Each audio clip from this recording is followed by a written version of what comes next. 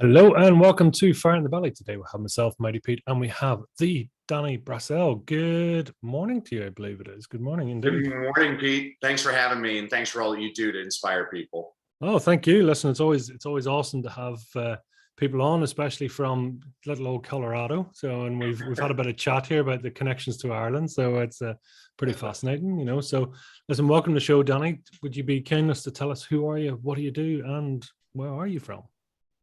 Well, I'm Dr. Danny Brassell. Thank you, Pete, for that. And currently, I'm in Colorado. I've spent most of my career living in Los Angeles, but I'm from all over the place and I travel all around the world.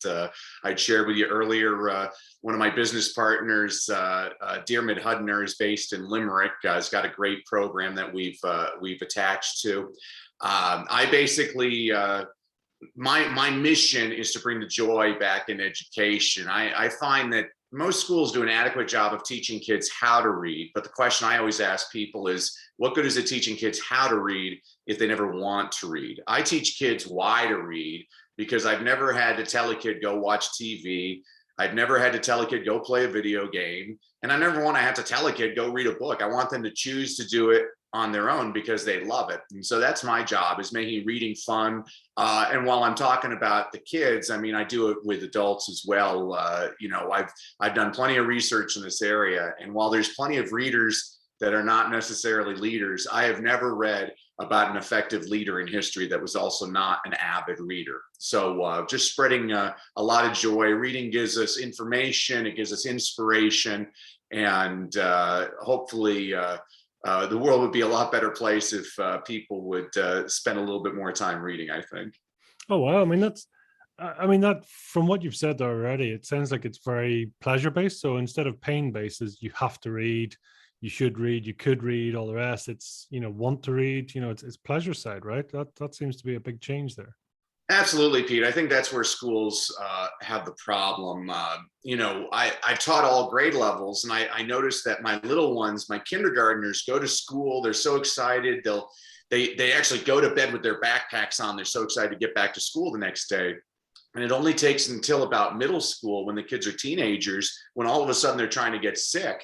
And I'm like, what just happened in those 8 years to get that kid to hate school so much? And I basically think about my own experiences in school, and they force you to read certain things. And I'm not saying, I remember in high school, secondary school, I had to read The Scarlet Letter by Nathaniel Hawthorne. And I'm not putting down that book. It's a fine book. I'm sure there's plenty of people that love it. It's not the true story. It's a story of Hester Prynne commits adultery, so she's forced to wear an A on her chest. And I asked my teacher if I could wear a B on my chest because I was so bored reading it. And it was being forced to read things like that that got me to hate reading. And this is one of the points I make to people. Research is really clear on this. It doesn't matter what you read. What matters is how much you read. It doesn't matter if you're reading James Joyce or James and the Giant Peach. People who read more read better. And we're going to have a lot more success with students of all ages if we base their reading on their own interest.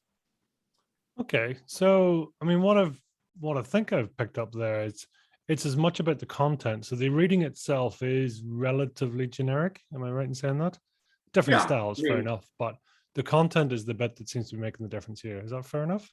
absolutely, absolutely. I mean, I point this out to parents. The little boy who only reads Captain Underpants is going to be a better reader than the little boy who refuses to read anything. I mean, Captain Underpants is the gateway drug to Shakespeare. We got to get them hooked first, though. Right. Okay. So it's exactly that. It's about trying to build up the resilience, build up the knowledge base, build up the experience to get to that. Maybe, so I suppose a basic question. I mean, I would sort of say up front, I mean, I'm dyslexic myself. So, reading for me is not something that comes naturally per se. It Mhm. takes a little bit more effort. It's not that I can't, but it just takes a little bit more effort than most and such. But first of all, what is the purpose of reading? It sounds like a basic Well, to me, question, the maybe. purpose of reading, we read for different reasons. We read for enlightenment, we read for information, we read for pleasure. And, you know, I always point this out to people because I've worked with plenty of dyslexic students, and I always tell people all reading disabilities are curable. And you're in very good company, Pete. I mean, if you look at the Fortune 500 CEOs around the world, over half of them are dyslexic. People like Sir Richard Branson is a famous example of a dyslexic. Actually, when you research all fields, you'll find famous people in all fields. If you look at entertainment, celebrities like Sylvester Stallone and Tom Cruise and Whoopi Goldberg, they're all dyslexic. The founding father of the United States, George Washington, was dyslexic. So you're in good company. And actually, when I'm working with dyslexic, and I'd be interested to know this about you, Pete, dyslexics usually, first of all, they're very successful because they come up with alternative strategies. They're very curious and looking for, I mean, I'll see dyslexics that memorize entire passages just to avoid reading. But really one of the ways that dyslexics, I try to turn them on to reading is your auditory processing is better than your visual processing when it comes to text. And so I always tell people, audiobooks are just as legitimate as reading it on your own. I mean, use your car or taking the train to work as your mobile university and listen to audiobooks. And to me, that's what's going to help you. Long answer to your short question. The purpose of reading, to me, it's only reading when we choose to do it for ourselves. The happiest day of my life, besides my wedding day, was when I earned my doctorate. My wife was like, "Why are you so happy?" And I said, "Because from now on, I pick the books." And to me, that's what reading is, I never used to read in school. I read voraciously now because I'm reading things that I'm interested in. I love sports, so I'll read anything about sports. I'll read the newspaper, I'll read books about famous people. I love biographies. I love reading about famous people in government and in business and everything. And I love personal development books. And then since I have one of the world's leading book clubs, I'm forced to read all kinds of things that I'm not usually interested in. I've learned all kinds of strategies on what to do when I'm not completely interested in a book. And then probably my best strategy, Pete, and you might get a kick out of this, is I had read a biography on President Theodore Roosevelt. And before I read his biography, I only knew two things about Teddy Roosevelt. I knew that teddy bears were named after him. And for some reason, his face was on Mount Rushmore. Well, when I read Edmund Morris's The Rise of Theodore Roosevelt, I couldn't believe all the things I learned about him. First of all, you talk about a 6-year period in a person's life. When he was 36 years old, he was police commissioner of New York City. When he was 37, he was assistant secretary of the United States Navy. When he was 38, he led the Rough Riders up San Juan Hill in the Spanish-American War. When he was 40, he was elected governor of New York, and he didn't even have an affair. When he was 42, he was elected vice president of the United States. Later that year, following the assassination of President McKinley, Teddy Roosevelt became then and to this day the youngest president in American history. I mean,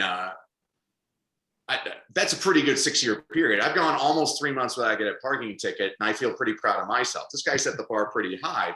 But what amazed me about the book was he was sick as a kid, and so he spent all of his time reading. He was a speed reader, he had a photographic memory, and he could read in 6 languages. They say you could give him a book, an 800-page book in Latin at dinner, and he would quote pages to you at the breakfast table.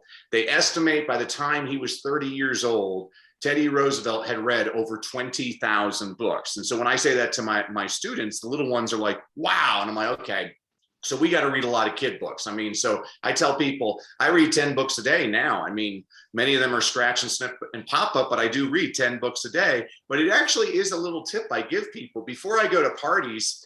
Just to look intelligent, I'll stop by the bookstore and go to the children's section, and I'll read picture biographies about famous living people. And then I'm, at parties, I can say, oh, well, Elon Musk is from South Africa originally. People, oh, tell me about Elon Musk. And I read a 32-page picture book about Elon Musk. And a lot of times those picture books are what get me interested in then reading an adult level book about the person. But those are just some of the quick little tricks I try to share with adults as well as kids.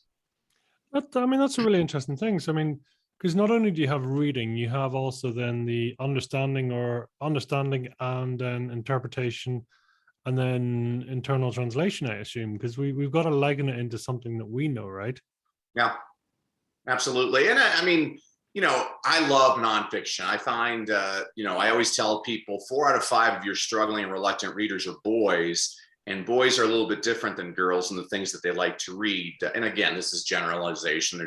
Everybody's a little bit different, but generally boys like to read about how things operate, and they like to read about true things. And girls are much more fiction oriented. That's why I always tell novelists, I'm like, if you're going to write a novel, make sure women like it, because women are the ones that buy most of our books. Matter of fact, I was just reading the statistics in America. It's now over 60% of college students are women. I'm telling the boys that glass ceiling is about to burst. You're going to be working for a woman very soon. You and I were talking about different generations and all the. I mean, it's about to happen. I hope people pay attention to that. And so, like, for example, I have a wife and 3 kids, and we all read different things together. And so with my oldest daughter, we're reading Shadow and Bones is a series of books, a really cool adventure series she's into. My son, we're reading The Killer Angels by Michael Shira, which is about the Battle of Gettysburg, and he wants to find out more about the Battle of Gettysburg. And then my youngest daughter, we're reading together Around the World in 80 Days by Jules Verne, which was one of my favorite books of all time, because I believe, travel is the most important thing in your education. Actually, a lot of people don't know this. Jules Verne never left France his entire life, and he wrote the definitive book on travel. And there's a great children's book called It Can't Be Done, Nellie Bly, about Nellie Bly, who was really one of the first investigative journalists in America. She was a woman, and she had read Around the World in 80 Days, and her editor at the New York World, a guy by the name of Joseph Pulitzer, said, "It can't be done, Nellie Bly." But he thought, oh, there's a way to make a buck here. And so he allowed her to try and go around the world in 80 days, and she failed to go around the world in 80 days. She did it in 72 days. And the best part of the story was one of the first people she visited, she went through France and she visited Jules Verne, and he was tickled that not only was somebody trying to do it, but that it was a woman. And so when I'm reading with my students, I tell them stories like that because now they're even more interested in the story. And then my wife, she loves the Outlander series by Diana Gabaldon. She likes it so much. We actually, before the pandemic, flew to Scotland to travel around Scotland, because the first book takes place in Scotland. The other books take place, they take place all over the place, North Carolina and everywhere. But that's what reading's supposed to do. I mean, look at J.K. Rowling. She probably created tons of tourist attractions throughout England and Scotland, even Portugal. She wrote the books in, I believe it was a bookstore in Lisbon in Portugal. You want to go, oh, where's the university where it's the basis of Hogwarts and things like that. That's what I like doing. I like being around people that are talking books. And when I'm not around people that are talking books, I talk books to try and get them interested in something. But I got to find out what they're interested in first. And I have plenty of ideas at my disposal once I find what a person's interests are. So, I mean, what I'm hearing there is it's a lot of it's relatability. So it's all about, as you say, the person's interest, what they're naturally going to want to read and pick up in their own pastime, and that will then naturally create a thirst or drive to do more, right? Is that they're all linked together? Absolutely. I always tell parents and teachers, you got to eavesdrop. If you hear your kids talking about horse racing, get them books about horse racing. If they're talking about Jennifer Lopez, get a biography on J-Lo. You figure out what they're into. I mean, again, my 3 kids are all completely different, and they're interested in their own things, and so I have to build on whatever they're interested in. They get excited. Plus, there's that bonding between me and each child. That, hey, I was blessed. I hated reading growing up.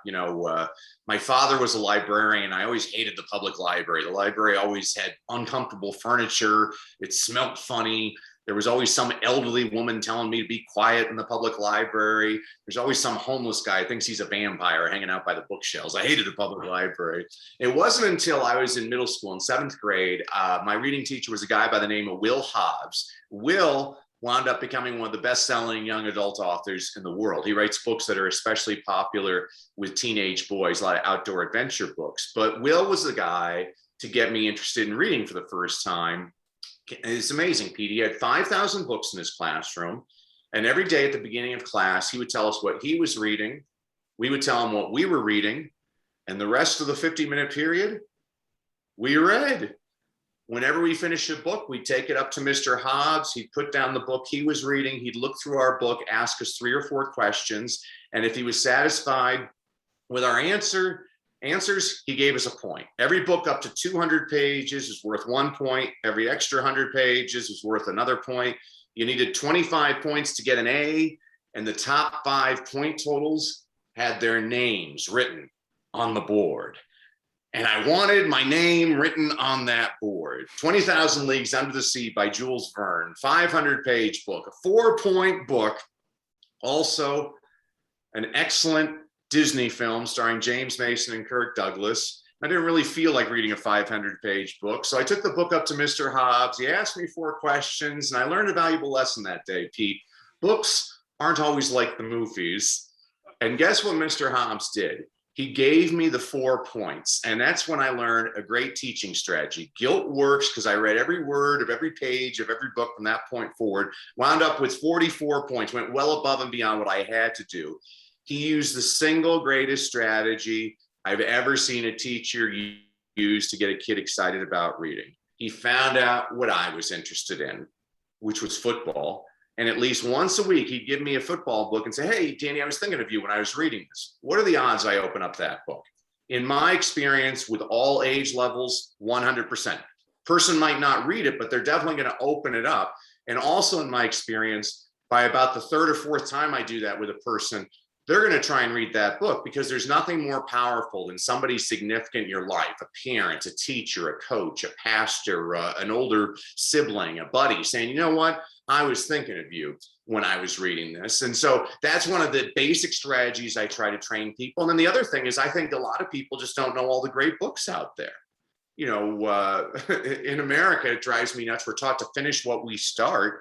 I'm like, well, that's stupid. I mean, think of a book like a piece of food. If you take a bite, you're like, oh man, that's nasty. Maybe it gets better.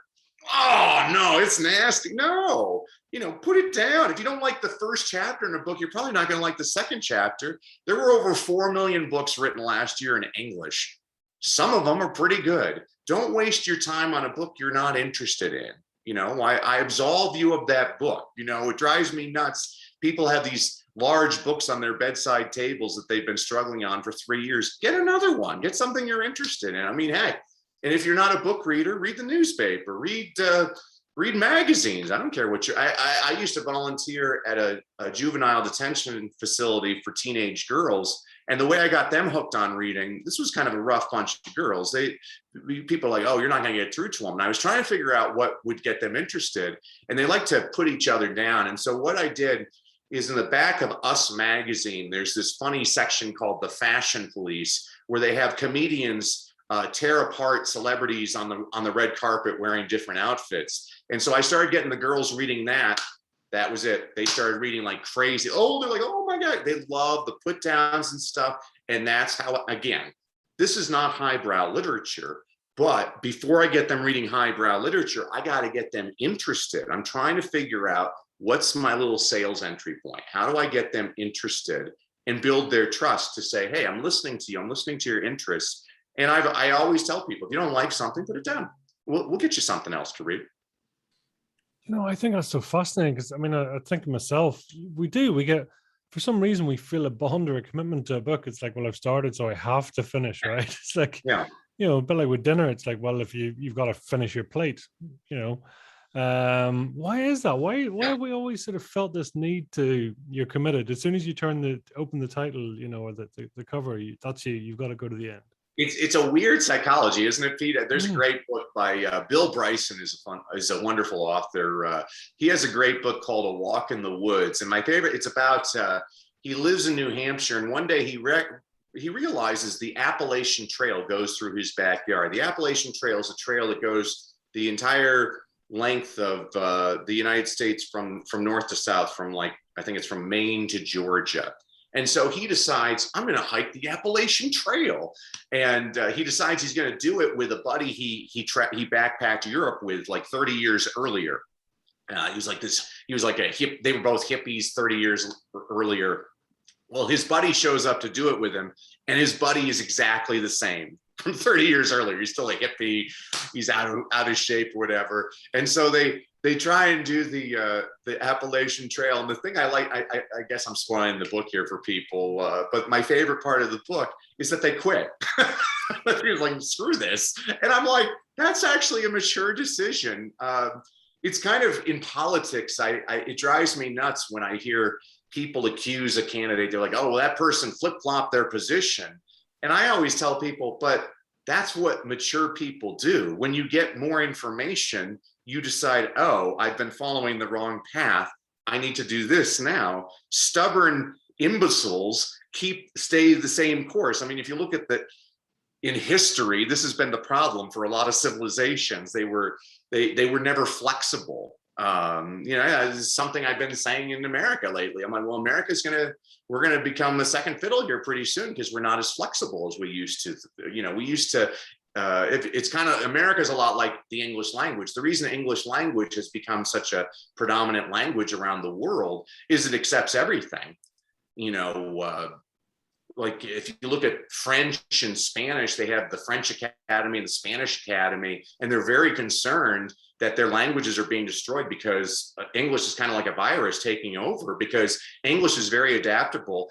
There's tons of, I say this in one of my speeches, I'm like, we need to embrace immigration, not fear it. Immigration is what made America a fantastic country. And thank goodness for our immigrants, if we didn't have immigrants from India, we'd all have really dirty hair because the word shampoo is a Hindi word.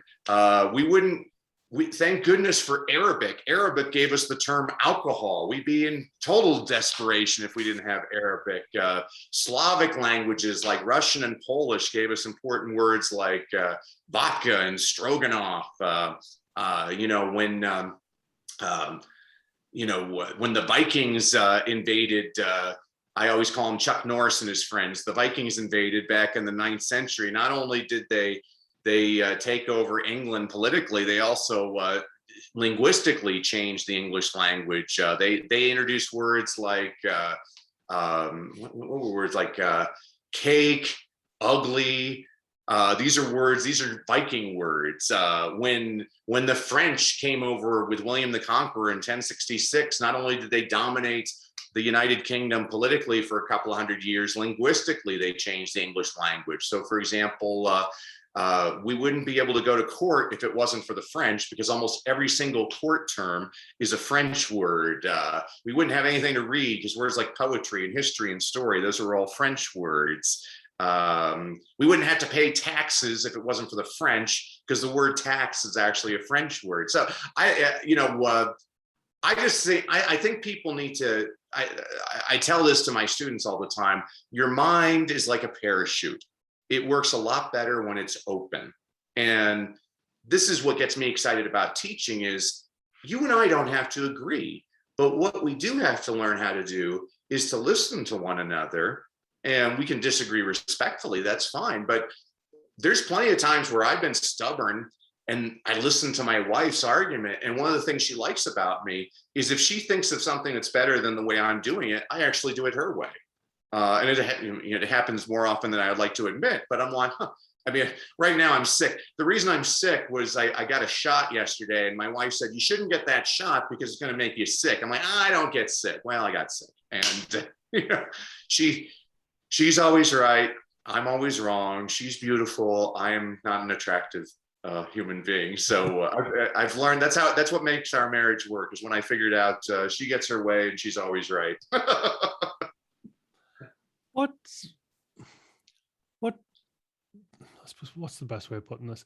What sort of rules or ethos do you have with a book? Do you commit to a book in terms of, respecting it, honoring it, following, sort of really trying to understand or trying to get into the vibe of the book? Is there anything you would take on whenever you are picking up a book for obviously to go through it the first time? It depends on the book, Pete. That's a great question. Sometimes I'll read the last page of a book to see if I like the ending, because I don't want to read something depressing. I'm like, I'm not going to invest a whole bunch of time. I cheat all the time, and I'll skip over boring chapters. Like I love Tom Clancy, writes all kinds of cool espionage thrillers, but gosh, he'll go on for like 3 pages describing a periscope in a submarine. I'm like, gosh, get me out of here. And then he writes these great action scenes, but I'm not going to sit there and suffer that long for that. So I jump around. And to me, like I read a book recently, it was a horrible book. I didn't like any of the book, but there was the first 2 pages of the book were fantastic.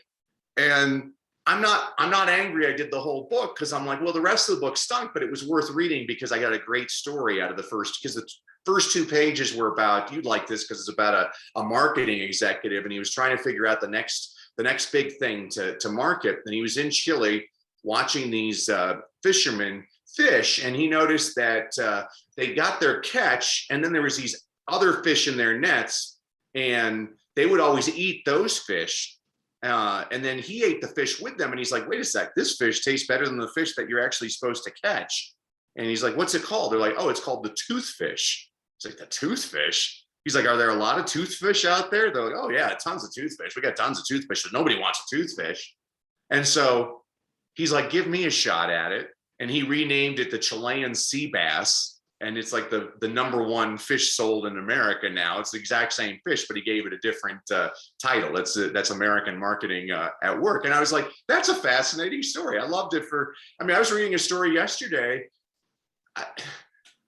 I every day I realize how stupid I am, Pete. I have so much more to learn. I always thought that Sally Ride was the first woman in outer space. She's an American. I think she went to outer space in 1981. But yesterday, and I can't remember the name of the woman, but I found out in 1963, the Russians sent a woman to outer space, almost 20 years before the Americans. She's still alive. She's actually in the Russian parliament right now. I was like, how did I not know this? And I was like, but then I thought about it, because I used to teach history, and I always tell people, I'm like, well, history books are usually written by the winners. Every event in history has multiple points of view. And I don't care where you are in the world, most histories are taught from a nationalistic perspective. So in Ireland, actually, you should do this. I encourage you to do this, Pete. You'll love this. Go to a store and buy a world map with Ireland on it, because in Ireland, guess what's going to be in the middle of the map? Ireland. But if you buy that same map in the United States is in the middle of the map. If you go to Australia, the map is turned upside down, and Australia is in the center of the map. When I lived in Spain, it cracked me up. Spain was in the center of the map. And I'm like, wow, we really look at things from our own perspective. And I've always thought that's a mistake. We can learn so much from other people if we just put our egos aside. No, it's a fascinating way, as you say. It's the beach ball effect, I think they call it, isn't it? Where you see it from your side, I see red, green, blue, and you see brown, white, and yellow, or whatever. It's the same ball, but just in different perspectives. Tell me this: what does a cover and a title matter to you? Absolutely. 40% of book sales in America are based on cover art. Don't tell me Pamela Anderson sold all those books because people were interested in her opinion. They looked at the cover. It's actually a comprehension activity I'll do with my students. Is every day I'll read a book to the kids, and I won't show them the cover, and I won't tell them the title. And after I read the story, I'm like, all right, kids, draw me a cover and give me a title. And it's a fun comprehension activity. But I'm constantly, there's some books that are great books that I'm like, man, what a horrible cover. Why did it have such a stupid cover? And then there's lots of books, plenty of books where the cover is great and then the book's not that good. But these are things I tell the kids to look at. I'll look at the cover. An activity I'll have the kids do is, okay, you're a marketer, you got to sell your book. So one of the best ways to sell your book is with testimonials. Because I once read a book, and it was called Fear by L. Ron Hubbard. This is the guy that created Scientology. But before he created his own religion, he was actually a science fiction writer, wrote some really cool books. And the only reason I read Fear was 2 reasons. First of all, it was a short book. I like short books. And second of all, above the title was a testimonial that said, "This is the scariest book I've ever read. Stephen King." Well, I'm going to read that book now because Stephen King endorsed it. And I read the book and I'm like, oh my gosh, this is a messed up book. This is crazy. But that was fascinating. And so when I'm doing that with kids also, I'm always I mean, I like to tell them something about the book. It's kind of like going to a movie. It's cool to go to the movie. It's even better when you learn some things about the characters or how the movie was made. I was just, because I'm a movie fan, and I was just showing The Godfather to a friend, and I pointed out to him, like, oh, you see the woman that Michael marries in Italy, she was born in 1955. And he's like, well, why is that a big deal? I'm like, well, they filmed in 1971. He's like, what's that mean? I'm like, well, do the math. She was 17 when they filmed that naked scene of her. I'm like, that's pretty interesting. And he's like, oh, and it made him, now he cherishes that scene. And for the rest of his life, he'll tell other people what I told him. I love to find out, I always love to find out things about authors. One of my favorite authors is Roald Dahl. And so I love to talk to the kids. Oh, Roald Dahl, he was always looking for ways to get kids interested in reading, and he'd make these characters. I mean, kids want to hear about these things. One of my favorite books as a kid was called Where the Wild Things Are by Marie Sendak, a picture book. And I always share with the students, I'm like, when Marie Sendak was a little boy, his aunts and uncles had emigrated to the United States from Eastern Europe, and they used to come to his house every weekend, and they drank lots of beer and they made lots of noise, and they totally trashed his house. And so when he was drawing the monsters and Where the Wild Things Are, those are his aunts and uncles. And the kids are like, wow. And so I'm also trying to inspire them to be writers, because I tell people, I've never met a very successful writer that's not also an avid reader. You can't be I would be very shocked to ever meet an author that's a successful author that was also not an avid reader. Is there I was going to say, I think you've answered the question, but is there a direct correlation between consumption and creation? Definitely, I would say that. And it's an interesting process, Pete. People don't realize you actually write before you read as a little kid. I notice it all the time. The kids in writing will be like scratches, and then it turns into like hieroglyphics, pictures and everything. Then you start coming up with symbols, letters, and then the letters, you start connecting them with sounds. And then, and it's interesting that you'll see kids, they usually, their reading is preceded by their writing. I never thought about that. Yeah, it does make sense. Is it because it's an extra step, or is it because it's another method of communication? I think it's just kids are mimicking us all the time. That's why I always tell people, no matter what you do, you're always a teacher and a role model. Like if you're always sitting there making your sausages and talking on the phone, when you should watch your little kids play, because you'll see the little kids playing and they'll act like they're making sausages and talking on a phone. It's the kids. My pastor says it this way. He's like, parents, you have the greatest home field advantage in the history of the planet. You could be the worst parent ever, and your kid doesn't know it. To them, your mom or dad, they're watching you all the time. And this is very important. I mean, it terrifies me that there's other human beings that are paying attention to me and mimicking me. Oh, absolutely. Yeah. It's as you say, monkey see, monkey do, really. It's as well. It's what they follow up on. Mm-hmm. Tell me, what is your passion amongst all this? Well, you're fire in the belly. What is it? Where does it lie amongst what you do now? I'm trying to, Clifton Fadman said the world has no shortage of smarter people. What we need are better people. And so that's one of my missions, is really to create better people. Dearmid, who runs Cyber Smarties out of Limerick, Cyber Smarties is incredible. I met him a couple of years ago. So Cyber Smarties is basically a social media platform for children ages 7 to 12. In order to be a member of Cyber Smarties, you're identified by the police department and by your school, and it's only kids are allowed. Only kids are allowed on the platform, no adults.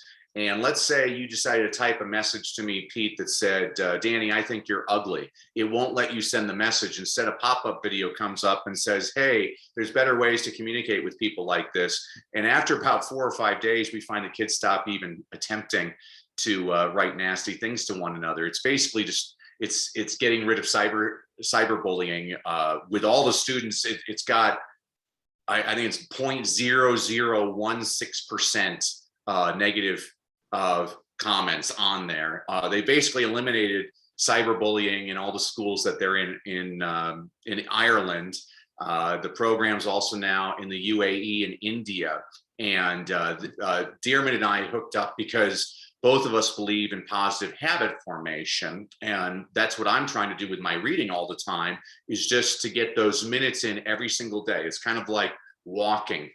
You don't see the effect immediately, but if you walk, a half an hour a day, after the course of a year, you're going to see long-term benefits to your health. The same thing with reading. If I can get kids, what I'm always stressing to parents is there's been research looking at successful students trying to look at common characteristics, and they found one. Researchers discovered one which shocked them. It was the number of minutes spent reading outside of school. So they looked at the low kids, the kids in the middle, and the kids at the top, and they found that kids in the 20th percentile at the bottom of their class average less than a minute a day reading at home. That didn't surprise anybody. That's why the kids are probably at the bottom of their class. But this did surprise the researchers. The kids in the middle of the class, the 70th percentile, the C students, the average students, how much time do they spend reading outside of school every day? The average is 9.6 minutes. And when I'm doing a live training with parents, this is usually when the first parent raises their hand and says, wait a sec, are you telling me if I can get my kid to read 10 minutes a day at home, I can take them from the bottom to the middle of the class? So I'm like, that's exactly what I'm telling you. But this blows everybody out of the water. When we look at the 90th percentile, the kids near the top of the class, do they spend 3 hours a day reading outside of school? No. Is it 1 hour a day? No. The average was just over 20 minutes a day. 20 minutes a day, that is our goal. And my program is designed, it takes just a little bit over 2 months, 67 days. People ask, why 67 days? Well, a lot of people will tell you it takes 21 days to change a habit. And to those people, I say, show me the research on that. It's a completely fabricated number. I actually know exactly where the number comes from. It comes from a wonderful book written in 1960 by Dr. Maxwell Maltz called Psychocybernetics. Dr. Maltz was a plastic surgeon. And in the preface of the book, he said he noticed it took most of his patients about 21 days to get used to their new face. Well, then a lot of self-help gurus, personal development people, by the way, a lot of people that I really respect started saying, oh, it takes 21 days to change a habit. Completely fabricated number. Well, researchers at the University of London in 2009 did a habit formation study, and they found it took anywhere from 18 to 254 days to change a habit. And the average was 66 days. I don't like the number 66, so I threw in a bonus day, 67 days. And it depends on the type of habit you're trying to change. So for example, if you're trying to drink a glass of water before breakfast every morning, that might take 18 days to turn that into a habit. But if you're trying to quit smoking, that's going to take 254 days. And here's why this is important to me, Pete. Let's say you go on a diet to get healthy and you follow the diet religiously for 21 days. But on day 22, you fall off the wagon, you revert to your old habits. Well, you blame yourself. That's wrong. Research shows it takes, on average, at least 3 times longer than that to form a habit. I think it's very irresponsible for people to claim it takes 21 days to change a habit when it's not based on any kind of research. And so in our program, we find it just takes a little bit over 2 months to get the kid. I mean, in 2 months, usually the kids boost their reading ability by 2 to 3 grade levels. And that's all fine and good. I'm not as interested in that. What's important to me, what's near and dear to my heart, is that kids now love reading. They get excited about reading. They seek doing it. I had this one 10-year-old boy, Michael, and Michael was at the bottom of his class. He was driving his mother crazy. So she enrolled Michael in our program. And a month later, Michael's teacher called Michael's mother and said, what kind of medication did you put Michael on? And the mother's like, I didn't put him on medication. She's like, what are you doing? He's gone from my worst student to my top student. Well, that made me look great, but that's not what made me love Michael. The 2 things that made me love Michael is, first of all, Pete, he got so excited about reading, he started a book club with his buddies. And now it cracks me up. This teacher is winning like every school district award because her kids are the best readers in the district. Has nothing to do with anything she did. The kids are reading the books. But what really made me love Michael is that Michael's mother doesn't speak a word of English.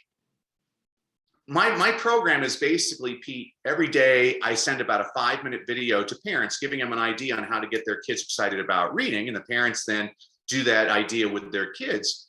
Michael's mother didn't understand English. She couldn't do it. So Michael watched the videos on his own. So I guess I'm interesting enough to a 10-year-old that he thought it was funny and he excited. And that touched my heart so much. We actually translated the entire program into Spanish because it was a Spanish speaking mother. So now the program is in English and Spanish. We have, I think we're going to probably pretty soon translate it into Arabic, because we have a lot of countries like Egypt and Saudi Arabia and the UAE that are looking at it, as well as Pakistan. But people always ask me, Danny, you know, all the stuff you're talking about, this is pretty simple. I can do it on my own. Why don't I just do it on my own? And this is my response: please do. I encourage you to do it. But will you? You know, most people don't do things. They say, most people talk and then they don't do anything. In my program, just like Dear Mid Cyber Smarties program, we keep you accountable. We can find out exactly if you're doing it every day. Well, and by doing it daily, we're turning it into a habit. You know, just like you with this podcast, Pete. You know, you've done over 400 podcasts. I guarantee you, you're so much better now than you were after episode 1, because you've gotten in the reps. It takes time. It takes time, but now I know you're so much more comfortable. I mean, look at you. You're very different than a lot of the interviewers I deal with. You actually listen to my answers. A lot of people have a whole list of questions and they ask questions, but they're not actually listening to the answers. I much prefer what you're doing, which is, okay, let's go. Let me let Danny go off on this tangent, and I'm going to listen to his answer, and then I'll ask the next question based on the tangent he took me. That's really good. That's actually a skill set. I hope you realize that's a valuable skill set. When I'm training executives in communication skills, I'm like, you know, those ears are just as important as that mouth. You should be paying attention to what people are saying, and you'll be able to solve a lot of your so-called crises if you actually just pay attention and listen to people. So again, you always ask short questions, Pete, and I give you very long answers, but that's what gets me excited. I mean, my goal, and Dearman and I have the same goal, is that I want at least a couple of billion kids to go through my program, and I want one of those kids to win the Nobel Peace Prize someday.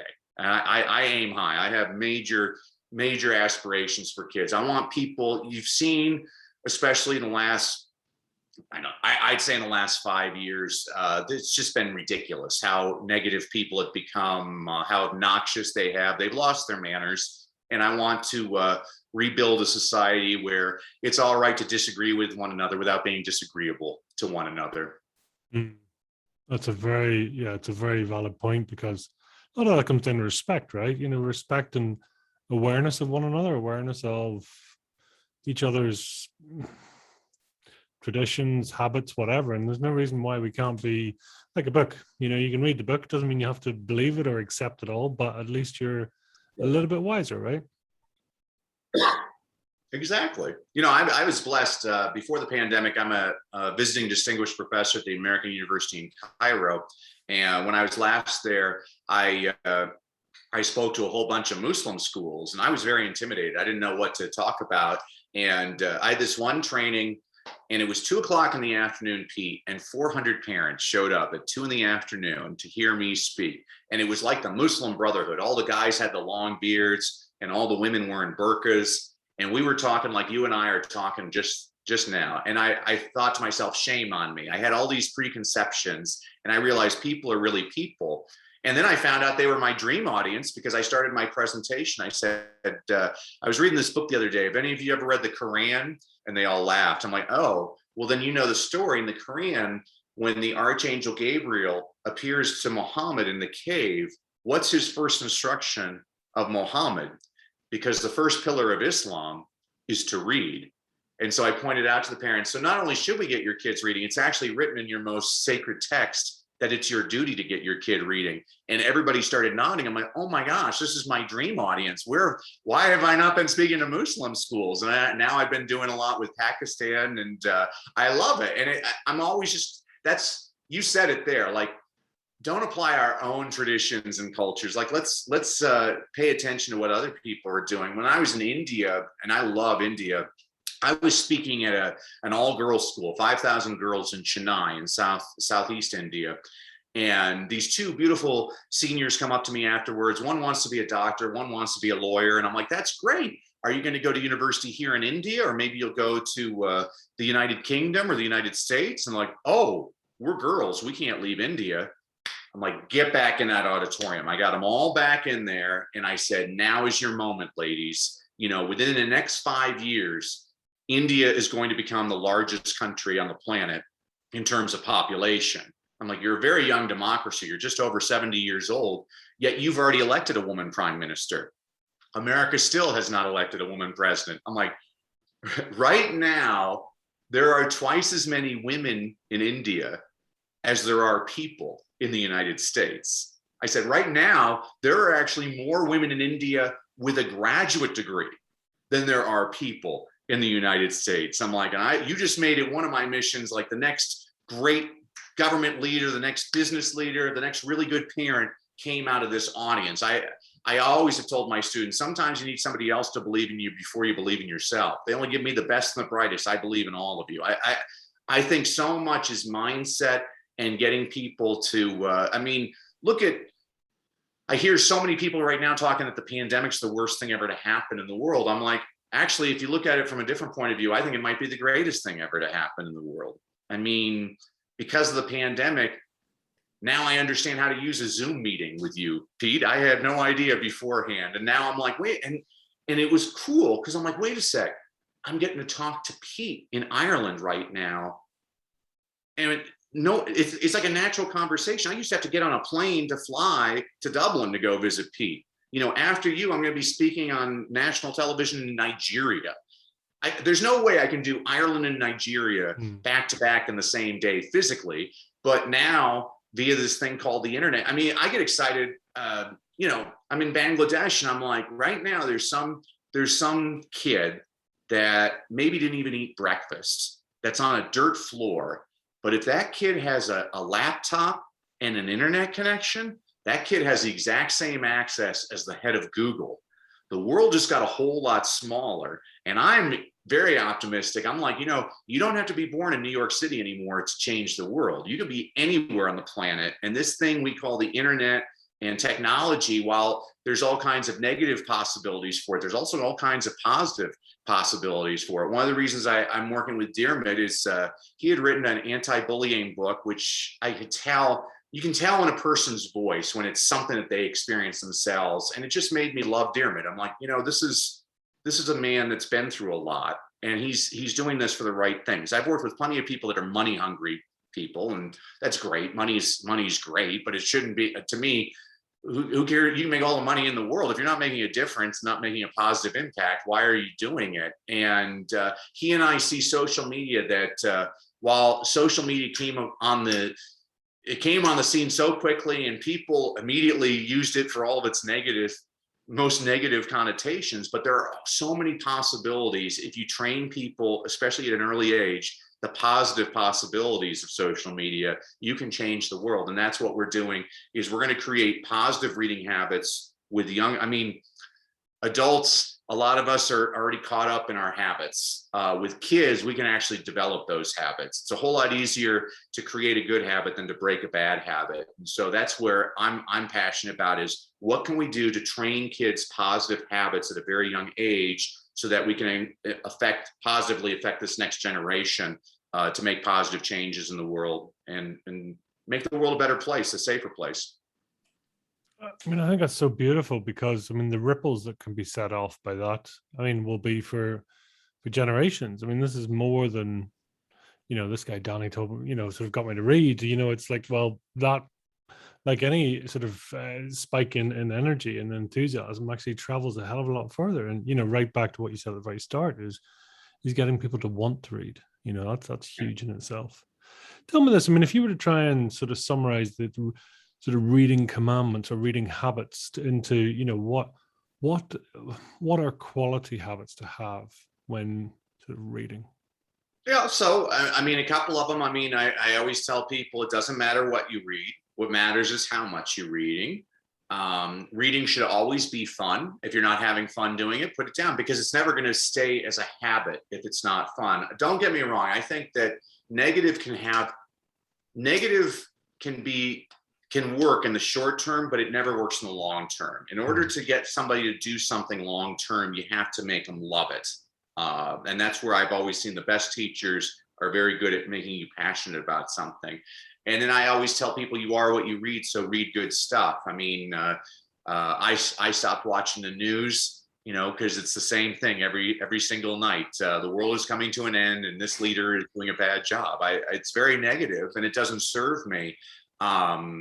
And I have a rule with people is when they start being negative, I'm like, are you listening to yourself? Is this who you want to portray yourself as? Because I would love to create a kindness pandemic on this planet. I think people, I don't know. I have optimism. I honestly believe that what we need is an asteroid to be heading towards Earth to destroy Earth, because I am completely confident if an asteroid was headed towards Earth to destroy this planet, that China and Ireland and Russia and England and India, all of these countries would get together and figure out how to solve the problem.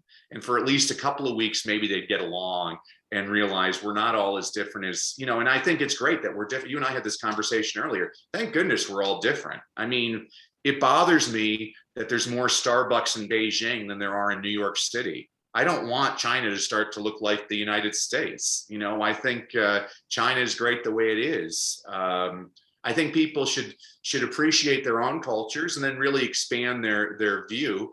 And this is why I love traveling. And if you can't travel, people are like, well, I don't have the means to travel. I'm like, yeah, you do. It's called a public library card. You can travel the entire history of the planet just by reading really good books. And so that's really what I'm always trying to do is, and I love conversations like this, Pete. I love being around people where I'm like, I'm learning something. This is fascinating. I want to talk about things in a positive way though. I'm bothered for my own children that they're in a really negative world. And I travel all the time, and I tell people, I'm like, the world's not as grim as you think it is. I mean, when you actually meet people, and the example I gave you in Egypt when I was in Cairo at the Muslim school, I'm Christian, and just this weekend, my pastor made a comment that I thought was very negative toward Muslims, and I'm like, well, why do you have to put down Islam in order to boost up Christianity? I mean, why can't you both get along and appreciate, well, you're different. You have your own beliefs. I had, when I was in Egypt, I had Muslims that treated me much more Christ-like than Christians have ever treated me. And that's kind of the person I want to be, Pete, is I want to be a person where other people look at me and they're like, I wonder what his secret sauce is. I wonder how I can be more like that. I'd like to set a positive example. And that's what gets me going is you were talking about it. I'm like, man, we have a chance to create a generation of kids that they don't play by these same rules. They don't allow the negative. And it's not just I see it in a lot of things. It's all of us. All of us contribute to it. I'm a huge fan of the Olympics. And I always point out to people when they show the medal count, I'm like, well, that's the spirit of the Olympics. How many medals did you win? That's not the spirit at all. To me, the best moments in the Olympics are when you get, I remember, I think it was the last Winter Olympics. I think it was it was either a Canadian skier or a Russian skier broke their ski, and the other one gave them their extra ski so they could finish. I'm like, that's what the Olympics are about. Or there was that Olympics in Athens when the guy was running the marathon and the maniac attacked a runner and the guy pushed him aside or whatever. And by doing it, he lost the race. But then it was, to their credit, the Olympic Committee gave him the highest honor for sportsmanship. And I'm like, that's what it's all about. We focus too much on the guy celebrating his goal and not the guy that passed him the ball. And the guy, I mean, there's no, it's something I talk to kids about. I'm like, there's nobody in the history of the planet that did it on their own. They can say they did it on their own, but they didn't. Somebody believed in them. Somebody helped them out. And then it's our job, realizing that somebody helped us out along the way, that it's our job then to pass that along to somebody else and to mentor another person. So that's kind of what that's not kind of what I'm about. That's what I'm all about is how can we make this world a better place and treat one another with a lot more respect. I like that word you gave, respect. That's a great word. Of interest. I mean, do you think books are written in a pleasure or pain-based way? I mean, just from what you've said there, and I think there's a hell of a lot of mileage in that. It's like let's focus on the positive. I mean, potentially, I take the likes of the Bible. I don't know the Quran, but it's more fact based, is it not? There's less stories and rumors and hearsay. It's designed, I suppose, to be more fact based. So I'm just wondering, are books generally written in a more positive way than people would maybe naturally speak? Well, I mean, you have all kinds of different books, Pete. I mean, there's plenty of negative books out there. I mean, here in America, after a president, or even while they're president, all these books come out by people close to that person. Oh, this person's the second coming of Christ. Oh, this person is the Antichrist. It's always the same thing. And that's why I always tell people you have to guard yourself. One of my mentors, Charlie Tremendous Jones, said, "You're the same today as you will be in 5 years, except for two things: the people you meet and the books you read." So I always advise my kids, make sure you make wise choices, surround yourself with people that lift you up, and make sure you fill your mind with things that also build you up. So I'm very, when I'm reading, I want to read. Again, I'm not I read plenty of fiction, but fiction isn't as fun to me. Actually, I shouldn't say that. Probably one of my favorite books of all time is fiction. The Hitchhiker's Guide to the Galaxy by Douglas Adams was the first book where I had to put it down because I was laughing so much every single page. Just the creativity. Actually, Harry Potter, I had that experience with Harry Potter. The very first Harry Potter book, I put it down several times and I looked at my wife, I'm like, where does she get this stuff? She's so creative. This is just a brilliant book. And actually, when I was reading Harry Potter, have you read Harry Potter, Pete? Mm-hmm. I have indeed, yeah. Good. I mean, there's plenty of people that haven't read Harry Potter. And I always tell those people, you're so lucky because you have the chance to read it for the first time. And I'll never have that chance again. And every page I was like, what's going to happen next? And it was about midway through the book of the first book, the Philosopher's Stone. And Harry sees the mirror where he sees the reflection of his parents in the mirror. And, geez, I'm losing my mind.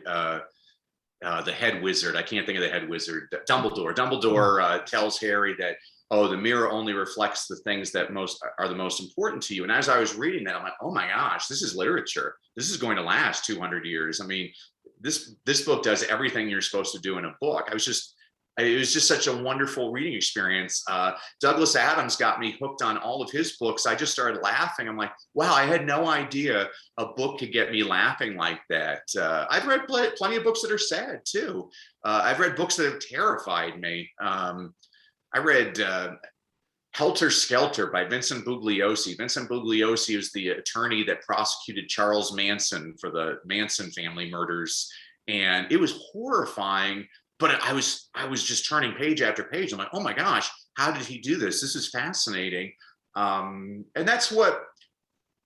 I think that book was referred to me by somebody. And that's why I want to surround myself. If you're around people, you become exactly like the people you're around. If you're around people that are griping about the government all the time, guess what? You're going to gripe about the government all the time. I tell people I've read lots of books and I've never read a book about a pessimist that changed the world. This ain't going to work. Well, maybe I'll invent this. No, it's people that are trying to. I mean, when I read, I shared with you earlier, I read the children's book on Elon Musk. Well, it inspired me to read his biography by Ashley Vance. And there was a couple of things in that book that were fascinating to me about Elon Musk, because he's at a Mexican restaurant with his biographer and he's dating a new woman. And he's like, I'm thinking about allocating 8.5 hours a week to my new girlfriend. Is that sufficient? I mean, like, who talks like that? He's putting a time amount on his girlfriend. And then what I really liked in the book, so it's interesting because he was bullied as a kid. So there's an interesting, if we had cyber smarties, we would have been all right with him. But there's an interesting scene where he's at SpaceX and some of his engineers are annoyed because he's constantly asking them questions. And the engineers are like, man, I already got this job. Does he think I'm not competent at my job? And then the engineers started comparing notes, like, wait a second. His questions are getting more sophisticated. He's listening to our answers. He's teaching himself, and he actually understands it better than us now. I'm like, wow, that's a fascinating. I'm like, wow. I mean, people can say what they want about the man. I mean, but it's fascinating. You see that in a lot of these people. Steve Jobs, when I read his biography, it's not like a person I necessarily want to have a beer with, but he is. I'm thankful that the guy existed. I'm like, wow, this guy was really addicted, I think Apple would be much better off if Steve Jobs was alive, because I don't think Steve Jobs was about the money at all. I mean, I think he was totally about, I want to create products that change the world. And, you notice since he's passed on, there hasn't, all that Apple has done is created newer versions of things that he already came out with. I mean, maybe we would have iPoliticians by this point. You have no idea. I mean, he just thought in such grander terms. And I love reading about people like that. The book I'm writing right now, it's interesting. The last book I wrote was called Leadership Begins with Motivation. This was crazy, Pete. It was completely unintentional. After I read the book, I'm like, wait a sec. Most of the examples I gave in this book are about white male Americans. I'm like, I didn't even intend to do that. And so the book I'm writing right now, I'm very intentional about it. I'm like, I'm writing a book that has success stories of predominantly minorities and women and people around the world. And because I think, when I was in Egypt, if I want to inspire Egyptians, I need to tell them stories about little Egyptians that came out of nowhere and created a positive impact on society. In Ireland, I mean, if I'm going to Ireland, I need to read up on my best Irish people and show kids examples of all these different Irish people, because it's just something that a lot of people, they're like, I could never do this. Well, when you find out somebody else did, then you're like, oh, if they did it, maybe I can do it. And that's what, so books, there's positive and negatives. I mean, it depends on what you want to do. I made the mistake of going to a book sale the other day, and I wound up buying 70 books. It's like, I was there for 3 hours. It was horrible. And it's an addiction. I can't get enough. And I'm a very eclectic reader. And my book club is one of the top book clubs online. It's called lazyreaders.com. If you go to lazyreaders.com, it's a free subscription. Once a month, for the rest of your life, I update it with 10 new book recommendations, 3 or 4 adult level, 3 or 4 young adult level, and 3 or 4 children's level books, all under 250 pages. So you have something you can read when you're stuck waiting in a meeting or something like that. And I like to read positive things. I don't like being depressed. That's why I like American movies. American movies, I know there's always going to be a happy ending. Julia Roberts is not going to die. She'll survive somehow. French movies, they'll kill the main character. They never do that in American movies.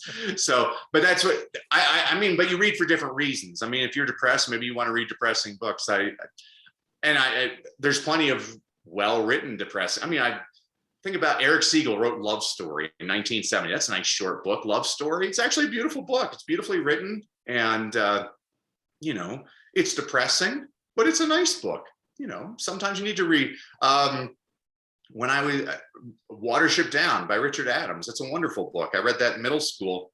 I was forced to read it, and yet I loved it. I was like, wow, why does a boy like a book about bunny rabbits? And I loved it. I just thought it was a really well-written book, so you never know. So that's why sometimes with me, the way I get through that with my students is I'll read aloud books to them constantly and get them interested in books that way.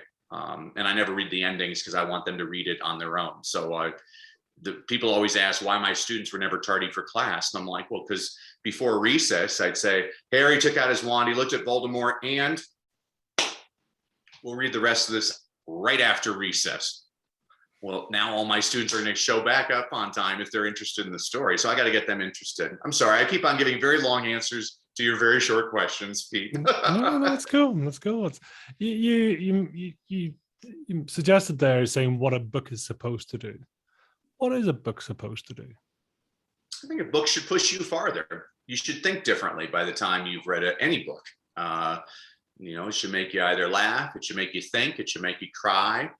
That's what the best, one of my favorite authors for young adults is a guy, he passed away a couple of years ago by the name of Richard Peck, wrote a wonderful book called A Long Way from Chicago, which was a Newbery Honor book. And then its sequel, A Year Down Yonder, actually won the Newbery Medal, which is the highest honor a young adult book can have. It's about these kids from Chicago during the 1930s that have to spend their summers with their grandma in rural Illinois on her farm. And grandma's a character. And I once had an editor tell me, he's like, Danny, you're a really funny writer. And if you really want to become a truly great writer, you got to make people laugh, you got to make people cry, and you got to make people think. And to me, that's what the best literature does, is it makes you, I keep on giving Harry Potter as an example. It does all three of those things. And that's what I think any good book should challenge you. There's a book I read to my students called Mighty Jackie. And boys love the book because it's about baseball, and girls love the book because it's a true story of Jackie Mitchell, who was a 17-year-old pitcher for the Chattanooga Lookouts in Tennessee.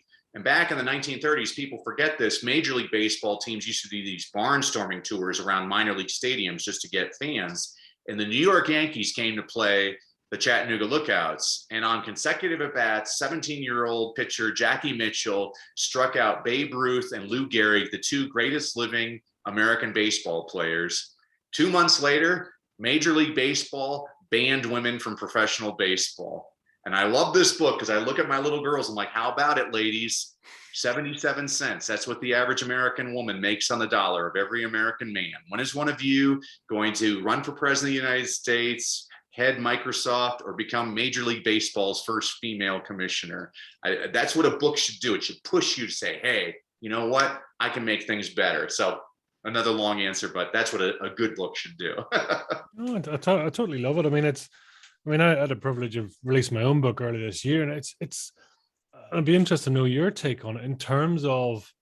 I find it rather bizarre. You know, it's almost releasing the book into the wild. It's I don't know if it's akin to a child, but it's sort of, you know, you grow it, you sort of you produce it, and then you let it go, and it sort of continues to create ripples. I mean, how do you feel about having your stuff out there that somebody from, I don't know, China could be reading it right now, Yeah. or, you know, you could be 6 foot under, and in 100 years' time, someone will pick it up and use it as reference material. I mean, and that's what should be inspiring you to write your next book too, Pete. I mean, you're exactly right. I was just writing a story for my book right now, and it was about two women. They were both choreographers. They're having coffee in a coffee shop in New York City. And the one woman, she had released her third play on Broadway, and it was doing pretty well, but the critics just tore it apart. They tore it to pieces. And so she thought, you know what, I'm going to take this, I'm going to close the show. And her name was Agnes, and her friend Martha said, no, you can't close that show, because it's not for you or I to judge your work. It's not for anybody to judge your work. That work might mean something to somebody else, you know. And just so you know, the world has never had anybody like you. It will never have anybody like you again. And if you close this show, the world will lose it forever.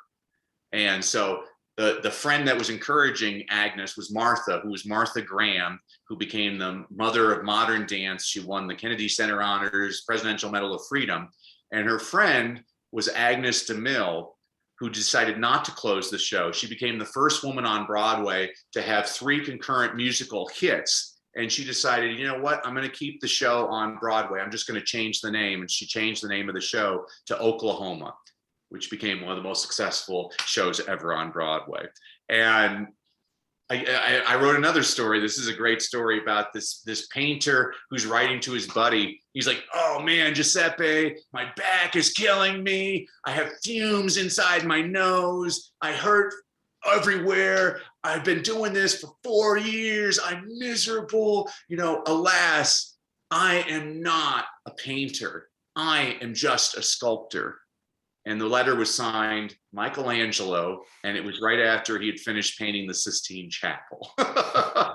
So again, you have no idea. Even this podcast, there could be somebody down on their luck listening right now, and they're like, you know what?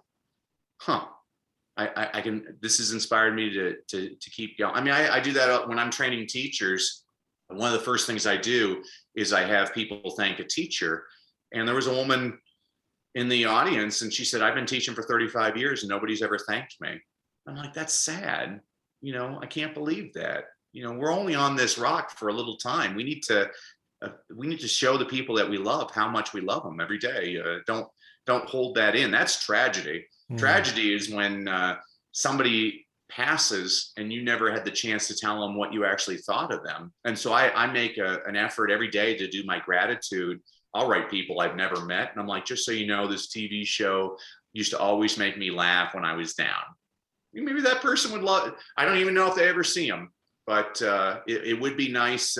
You're right, Pete. There could be somebody in China reading your book right now that's like, huh. And then that person, you know, is Jack Ma. He creates Alibaba. It's not. I mean, you never know. You never know.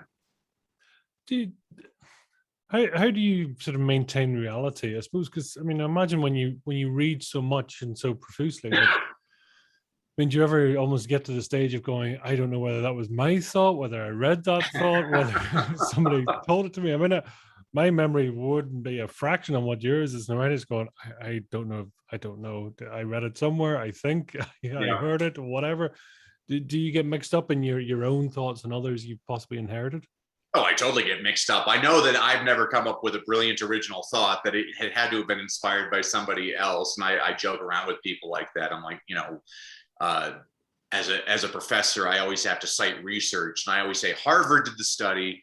By the way, just so you know, I always say Harvard did the study because it sounds much more legitimate that way. If I say Harvard did it, I can never remember who actually does the studies. The same thing with quotes. It's very difficult often for me to remember a quote. But I mean, I remember stories. Maybe that's the Irish in me. What's the old joke? The only thing an Irishman can remember is a grudge. I can actually remember a story usually. Some people collect cars. Other people collect shot glasses. I collect stories. When people tell a joke or a story that I'm like, ooh, I'm going to take that. I love it. And and so the last book I wrote, The Leadership Begins with Motivation, is a collection of when I was teaching my middle school students. The way I was able to always get the kids to class on time was I always read Paul Harvey's Rest of the Story stories to them, which are like 5-minute read alouds about, and the kids are always trying to figure out who's he talking about or what company is he talking about. And kids love those types of stories. And so that's what the purpose of my book was to create an updated version of that for a more modern audience. So I have like one story in the book is about this guy named Gary Gilmore, who in 1977 was going to be the first person executed at the federal level in like 10 years by firing squad. He had killed a gas station attendant. And before the firing squad shot him, they asked him if he had any final words. And nobody knows the impact that those 3 words would have on society, because 10 years later, Dan Whedon, who was the co-founder of the Whedon and Kennedy advertising agency, was making a pitch to a struggling fashion company on their new fashion campaign. And he kind of gave a morbid pitch where he remembered those 3 words, and he said, oh, let's use this. And nobody, including the CEO, nobody liked the idea. And he said, trust me on this one. Use this as your new campaign. And so the CEO, Phil Knight, he decided, okay, I'll take a chance on this. His struggling company was called Nike, and the 3-word slogan they decided to use for their ad campaign was "Just do it." And that's the kind of story kids are like, they're trying to figure out what's he talking about. But I think kids need to hear more updated versions. If you're talking about Sears and Roebuck, like a kid doesn't even know what Sears and Roebuck is. They didn't exist. They'll know who Jeff Bezos is because Jeff Bezos is now current. Like when I'm in Egypt, I'm going to talk about Salah, the great football player, the soccer player they're going to be interested in. You got to give them stories that of people and brands that they're familiar with. Oh, totally. I think it's so right. It's a beautiful way of conveying a story. And it's interesting because earlier as well, I was thinking, and someone said to me, I don't know who, but when I was sort of debating whether to write a book, and I still don't quite know why I wrote the book, I just did. But people saying it's like this, listen, there's no new ideas, but what is different is your unique view upon it. Absolutely. And that's enough of a reason to do it. I'm sure somebody's written about, I don't know, podcasting before or whatever, right? But what's different is your view. All the different turns and twists and lessons that you've learned is completely unique. And that is enough to make you write a book that potentially is a very busy category per se, but and using it as a learning technique as well. So yeah, that's a great point, Pete. I've always told people, I was talking to a speaker and he's like, well, why would I help you? You're my competition. And I just laughed at him. I said, well, I have no competition. I only have potential collaborators. You and I could speak on exactly the same thing, but it's exactly to your point, Pete. We do it in a different way. I mean, just because you've heard one song doesn't mean you only listen to that one song. You can even look at this. I've even heard the same song sung by different cover bands, and it's fascinating. They're different interpretation of the same song. You know, everybody has their own take on things, and so I completely agree with you. I think it's your unique position that makes that. I mean, there are no unique stories out there. They're just different things rehashed. No, it's so true. It is so true. I think that's very wise. Well, what you're saying, about Elon Musk, it's true. I mean, why not? I mean, that's kind of in a way how this podcast came about. It's Think and Grow Rich that talks about Napoleon Hill and sort of having interviewed 504 people to create the book. It's like, well, I'm sure if I interview 504 people, I'm going to be a little bit smarter, right? I'm going to learn something, and each person you sort of learn something and do something different. So it's fascinating. I kind of have some rapid fire questions. I would sort of quite, I think it might be quite telling really in some ways, but do you prefer to consume or create? I prefer to create. Okay. That's interesting. Didn't expect that. Paperback or hardback? Paperback. Can I ask why?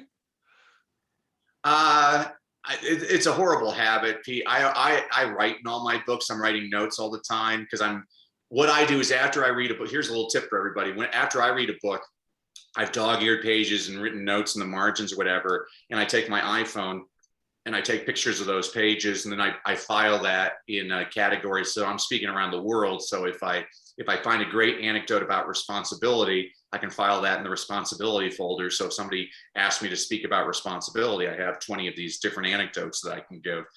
So that's why I'm doing it. And, I read so many books. I write in them and then I donate them either to classroom teachers or to the local library for their book sale.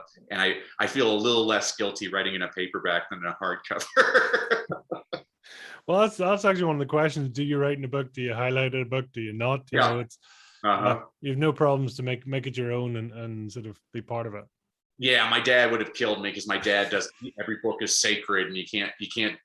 He had 3x5 cards he'd write notes on. He would never write in the book, but I write in books all the time. It's horrible. That's interesting. Twice you've defined it as horrible, but yet you still do it. So it's funny, isn't it? Our passion still doesn't stop us. We might sort of feel slightly guilty with it, but that's right. New or secondhand? It doesn't matter, but I'd go with secondhand because if I'm going to be writing in it, I don't want to destroy a nice new book. Fiction, nonfiction? Nonfiction. Okay, interesting. Big book, small book? Small books, short books. I like short books. I always tell people, I've never finished watching a TV show where I thought, wow, I'm really glad I watched that TV show. But every time I finish a book, I feel like I've accomplished something. So that's why I like reading, because I'm like, it's like, oh, I just worked out for an hour. I worked out my brain for an hour. No, that's cool. Would you rather read or be read to?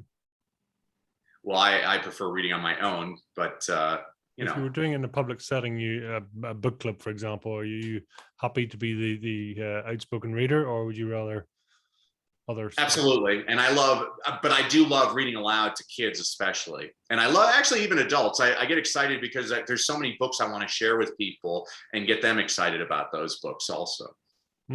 That's fascinating. You mentioned you're a bit of a fan of movies as well. Is a movie or book? That's a tough one. I'd have to say the book. I'm a person that always encourages students to watch the movie.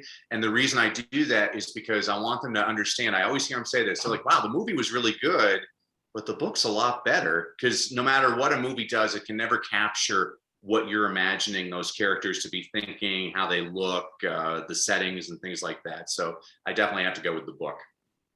In that scenario, then, do you go to the movie first or do you read the book first? I don't care. I would prefer to watch the movie after I've read the book, because then I'm going to be annoyed usually. But there's a lot of movies I've seen where I'm like, I wonder how the book is. And then I read the book. So I'll give you an example. The movie, The Silence of the Lambs, I didn't even know what the movie was about. When I saw that movie, and I was like, oh my gosh, this movie's fantastic. And so then I read the book, and the book has a different ending, and the book's ending is really good too. So that was fascinating to me. And then I read Red Dragon, And then I saw the movie for Red Dragon, wasn't as good. But it's fascinating. So sometimes a book, I honestly think that the only movie versions that usually work are with kid books, because they don't have to cover as much material. It's very difficult to take a novel and in less than 2 hours time, translate that novel and be totally true to the subject matter in just a couple of hours. But with a kid's book, you can do that usually. That's why I actually think the movie The Polar Express, I think the movie's actually better than the book. I love the book, but I think the movie's phenomenal.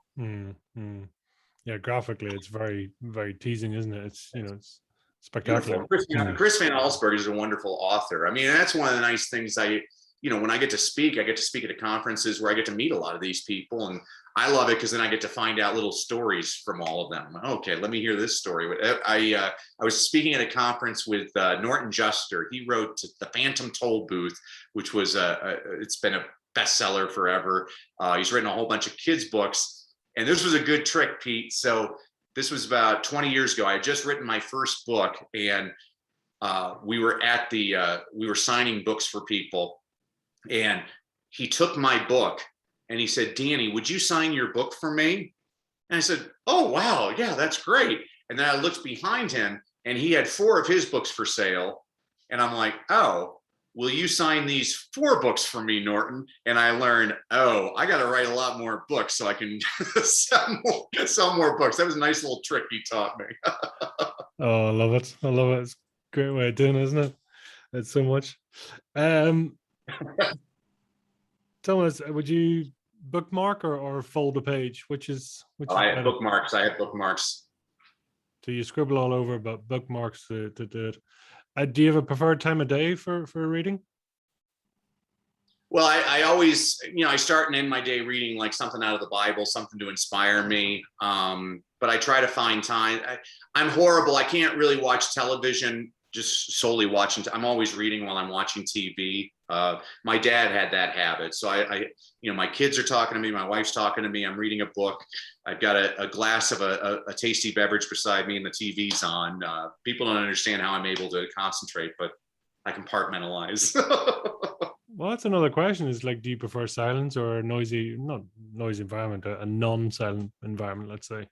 Yeah, noisy's fine for me. I was actually at a conference, great author, Roland Smith. Roland Smith, he's like the world's leading expert on like gray wolves or something. He worked at the Portland Zoo, and he's wrote a great book on Mount Everest Peak. That book got me to never want to climb Mount Everest. It was a great book. He talks about how much we're destroying the environment by climbing the mountain. It was a really good book.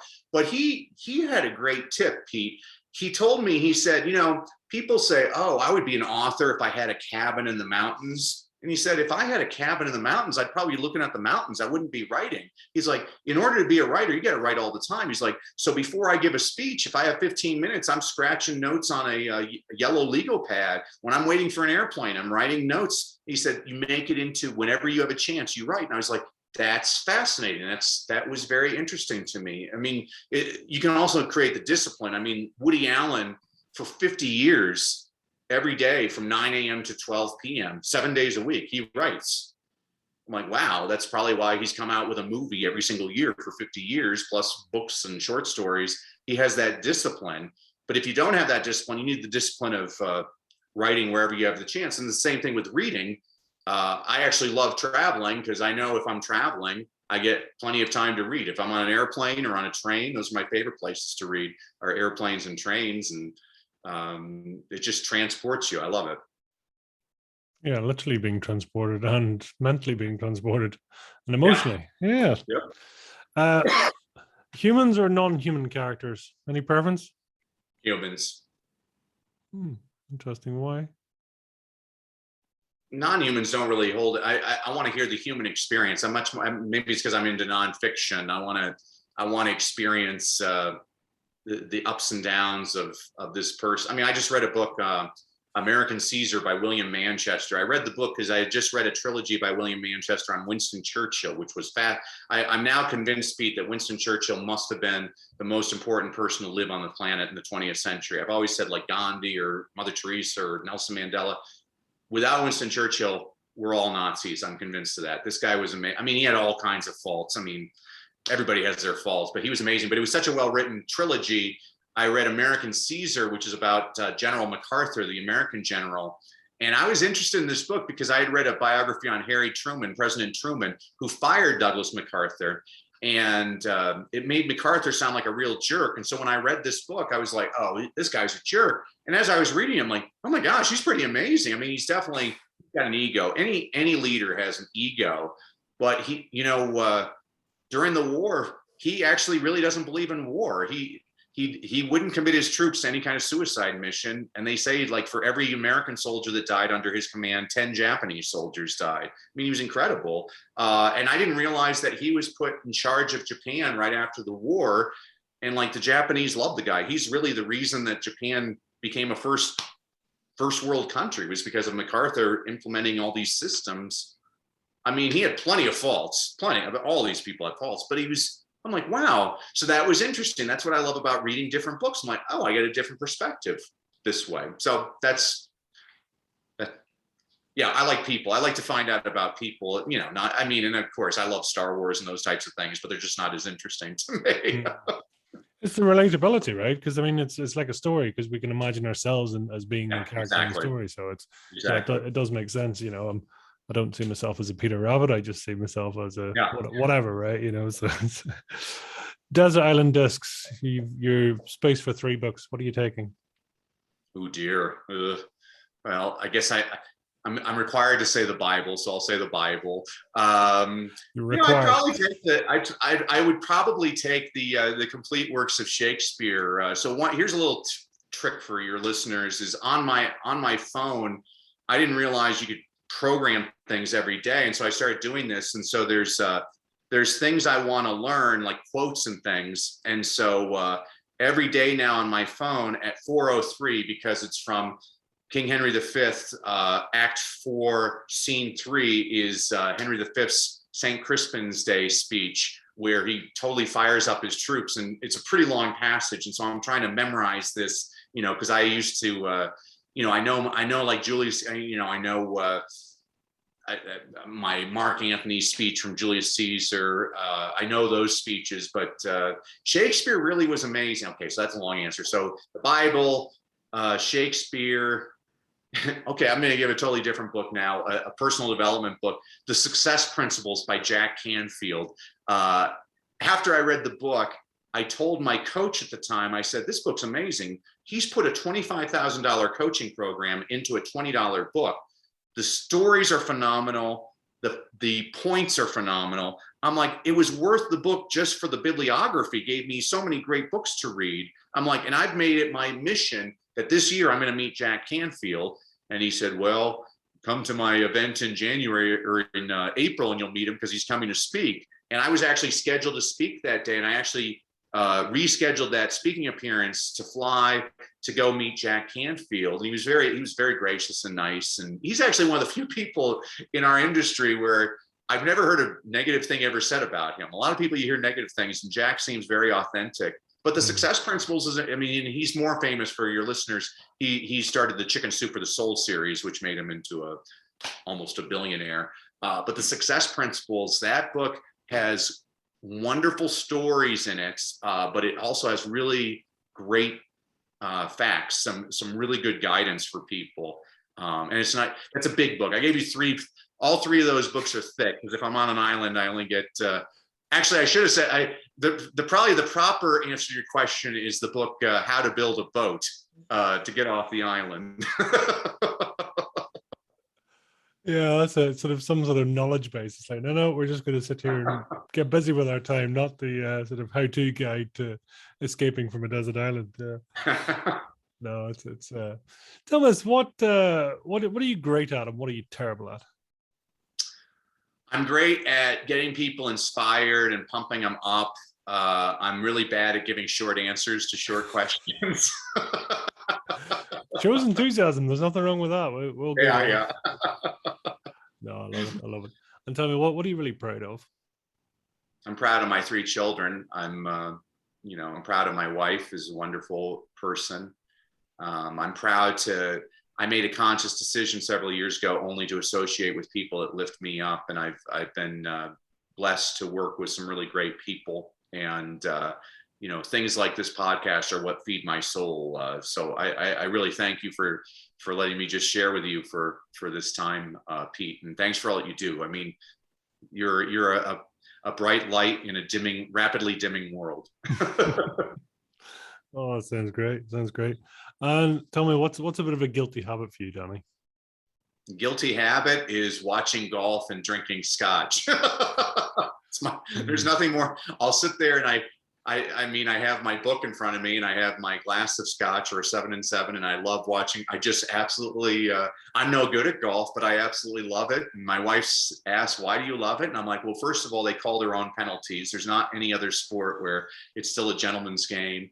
And then I also love, I'm like, you see this 2-foot putt, if he misses it, it's going to cost him $500,000. It's the only sport where your paycheck is determined based on your performance. And it's also, I just feel a lot of people don't know this, at least on the professional tour in America, is every tournament they have, half of the purse goes to local charities. People don't know that the PGA Tour has raised over $1 billion for charities around the United States. And I mean, and they don't boast about it. I just love that. It makes me so proud of them. So that's my guilty habit, is watching golf. Well, what's your go-to in the Scotch department?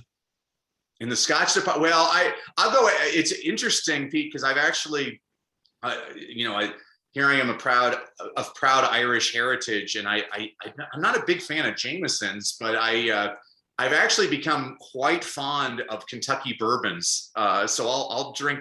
And then I found out, so reading a book on bourbon, this is fascinating. I didn't know that in Kentucky, there's a law that the barrel can only be used once. And so that after they use it once, they sell the barrels to all these Scotch companies in Ireland and Scotland because they can reuse them or whatever. Mm-hmm. I'm like, oh, that's fascinating. There's all these specific requirements. But I've never had a Scotch I would turn down, Pete. That's the answer to that question. If it's wet, it's good. It's good. It's good, and preferably with good company. Oh, I love it. I love it. So tell me, I mean, if you were to try and describe your fire in the belly in 1 or 2 words, Danny, what would it be? Inspire people to read. That's my fire in the belly.